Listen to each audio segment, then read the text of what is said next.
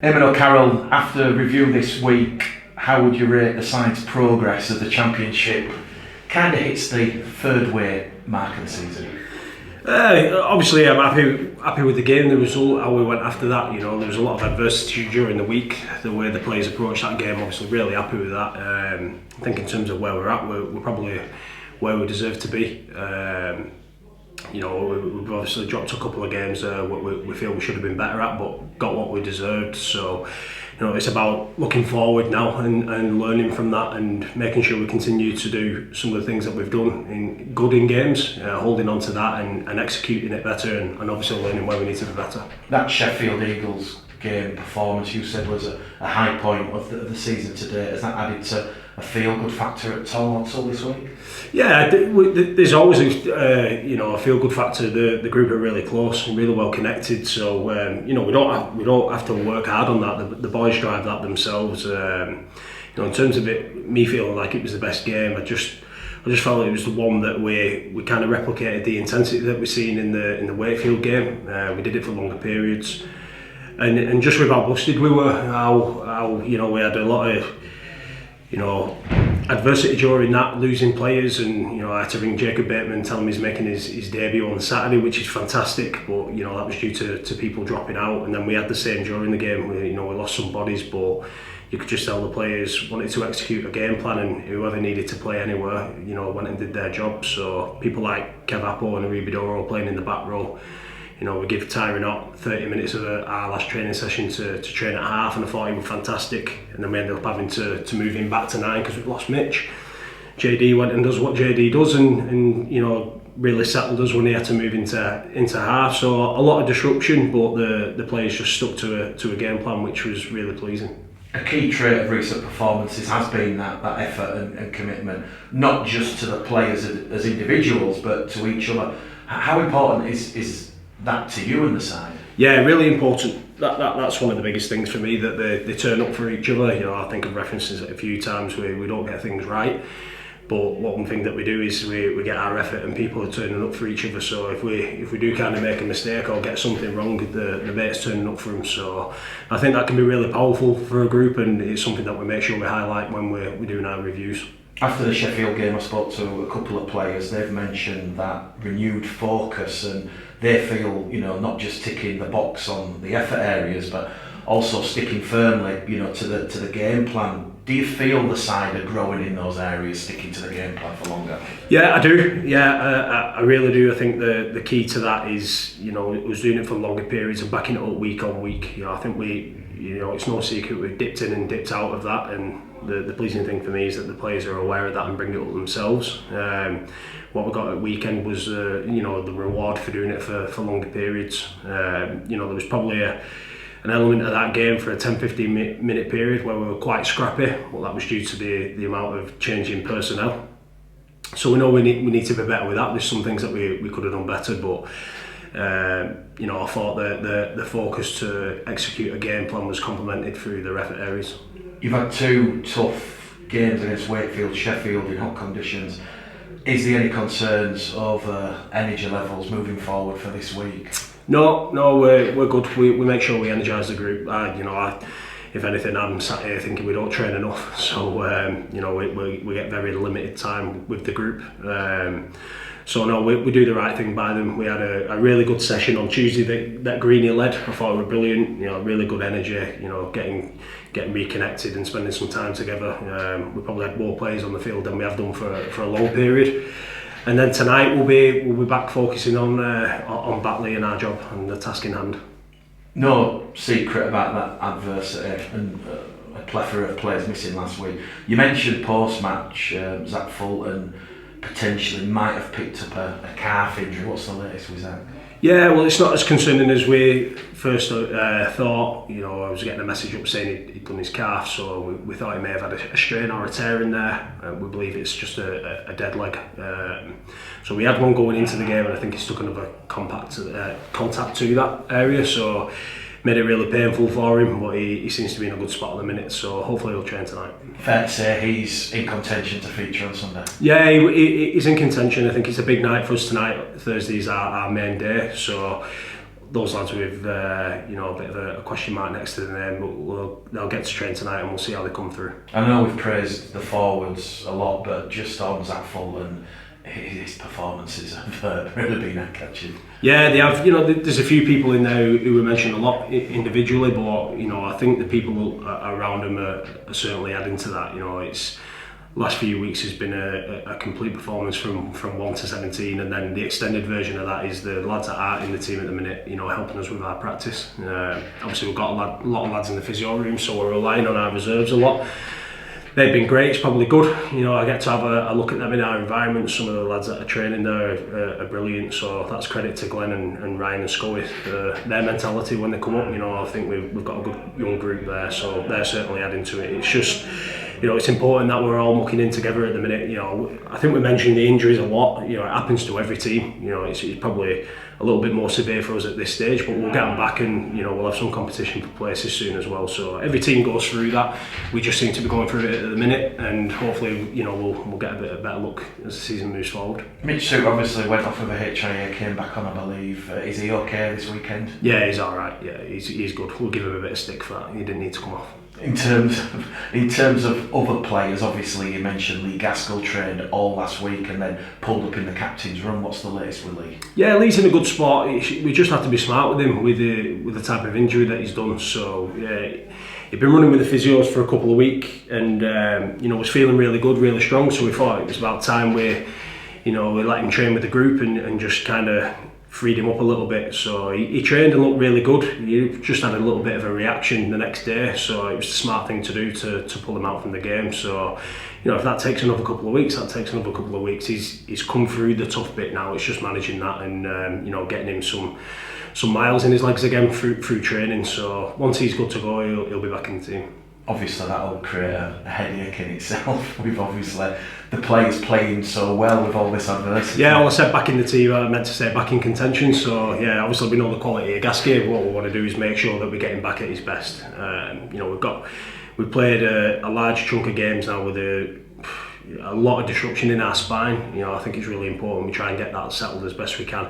Like I referenced before, I think Tyron came in and did a fantastic job. JD's done that for a number of games for us, so we're going okay at the minute in that area. We need to be better, but you know, it'd be nice to have some bodies back as well. Moving forward, is Tom Holmes now back in his fullback position? Yeah, if he plays the way that he is, you know, I thought he was fantastic, shown great energy. You know, I just want to mention Aidan McGowan. You know, his attitude to that. Obviously, very disappointed that he was you know, moving position, but you know, a lot of people have spoke to me about that game and he probably didn't get the plaudits he deserves. I thought he was fantastic. You know, I spoke to the lads about our left edge and I thought they defended the best they have all year, and he played a huge part in that. You know, his energy, his professionalism is outstanding. He's an absolute pleasure to coach. So, you know, on the flip side of that as well, Tom handled playing half really well, and that's one thing that really pleases me. You know, we've got players in the group who've got a team first mentality. You know, if they're playing out of position, they just, you know, they'll be disappointed, but they get on with the job. And as well as the non-players that aren't playing, obviously disappointed, which is good to see, but understand that it's a long old season and everyone's going to be playing their part. And when I spoke to Aidan after the game, the wing position is quite familiar with it, so he did say to me that he felt a little bit at home on the wing. Yeah, I think he's dived in. I think that's good. You know, if you're a young player, especially like Aidan, I think it's really important that you're not just settled to one position. If you look at all the best players in the world, they can play a number of positions, can't they? So I think that adds value to the group and it'll add value to him as well. So like I said, he was fantastic. He knows his role. He's intelligent. Like he knows his job. He has plenty of energy and he works extremely hard as well. So one thing he does really well is communicates really well too. So I thought the combination of him and Gilly together, you know, with Jordan on that edge was really good. Is there any good news? Any players back this week? Hopefully Jaden Myers will be in contention, which is good. It's hopefully not as serious as we originally thought. We have to be smart with Jaden. He's he's a young kid, so we want to make sure that he's at his best if he's playing. And Joel Rundle will be in contention as well. You mentioned you weren't quite sure what was up with Billy Jowett and Sam Hallis of those. Has there been a diagnosis on either of those two? Yeah, unfortunately Billy will need surgery on his shoulder. It's really disappointing for him. He's had some issues with that over the last couple of seasons, so we're going to make sure we get that sorted and get him back to his best. Sam Ellis has been a real complicated one, so he's in a great spot. He's back in the boot for a couple of weeks, but he's responding really well to that, so hopefully he won't be too far off, but we're just not sure on timescales yet. It's going to be more on how he's reacting to doing different things, but we're missing Sam, so I want to make sure when we're getting back at his best. Is Danakaro still back with Warrington?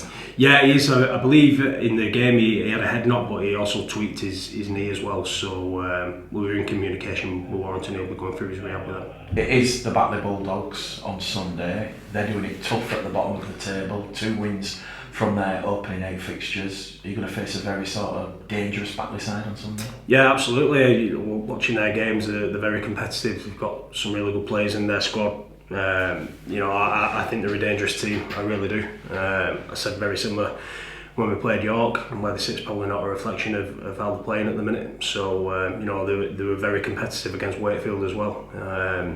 So it shows the quality. I think they're a group that's been together for a number of years as well, which always helps. So we're going to have to be at our best.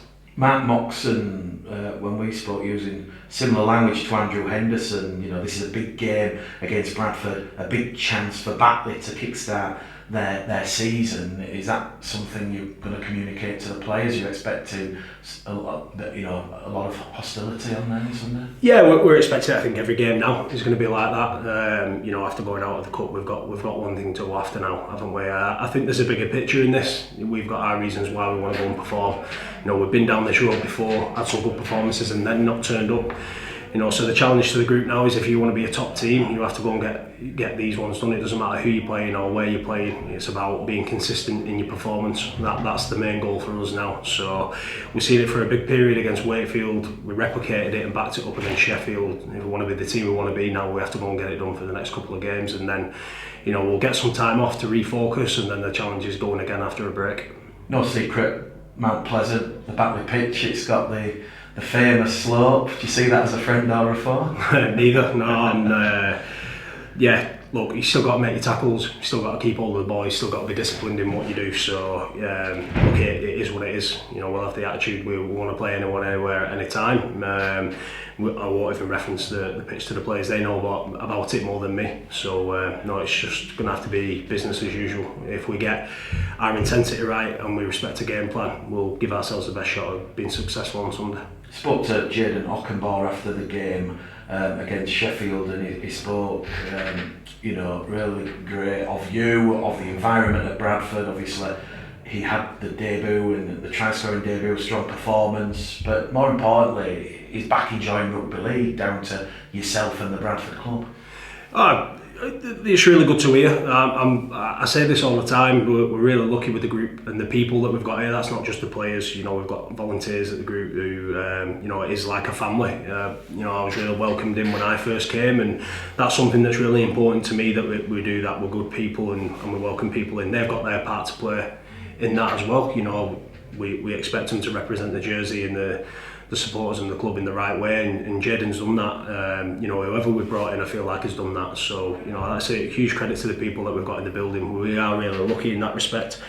I'm happy for him. It's no secret he's gone through a bit there, and he was probably not playing his best. He's a really honest lad. He'll be the first to say that. So when I spoke to him about coming, to give him the opportunity to get back at his best. It wasn't perfect, but he look like he had a smile on his face, and he's really settled well into the group now. You see him around training, lads are getting around him, looking after him, which is really pleasing. It's not something I have to push either.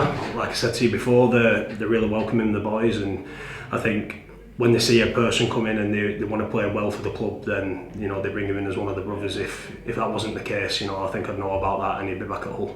We know Liam Tyndall's on a 1 month loan. What's the latest with Jayden? Is he on a similar sort of contract? Yeah, very similar. So it's just rolling for now. We'll communicate with Hull and see where we're at. I think they'll just be happy for seeing him get a couple of games. So look, as long as Jayden's playing the way he is, and more importantly training and being good around the environment, I'm happy for him to stay. We're past that May the 1st deadline. How's retention and recruitment for next season looking like? Is that well underway? Yeah, no, it has been for a number of months. So yeah, we're well ahead with that.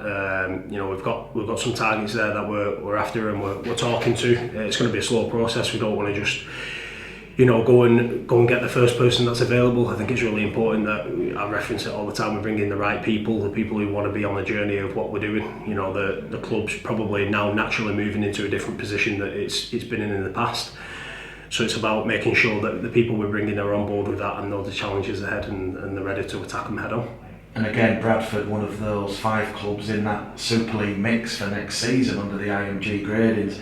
Is it fair to say you're having to essentially build 2 squads for next season, a Super League one and a Championship one? No, not at all. No, it's about bringing in good players and good people, regardless of that. So, look, we're not in control in some respects to where we'll be at the end of the year. We're focusing on the job in hand now. I'm confident that wherever we'll be, we'll have the squad ready to go and perform whatever league we're in. And just finally, Ben Blackmore has left the club by mutual consent. How has that decision been reached? Yeah, it's a difficult one. Obviously, Ben's a real likeable character, good around the group, and he's been here for a number of years as well. His career's taken off now, and he's forever texting me saying about Scotland. I can't make training because he cares, Ben. That's affecting him. He wants to be here. He wants to be fully invested, and he knows that he probably can't be all in, and that's what we need. So it's disappointing to lose him. We've left on great terms. The door's open for Ben if he ever wants to come back. But I just want to wish him and his family all the best. He's got a young family there. He's working away a lot and gets to spend time with his family and his young boy now. So hopefully we'll see him at a game and he'll come and support the boys. I'm sure he will. But it's the nature of the beast sometimes, unfortunately, with sport. As I mentioned to you before, the club's moving in probably a different direction now. So if we're going to do what we need to do, we need everyone fully on board. And unfortunately for Ben, he couldn't commit.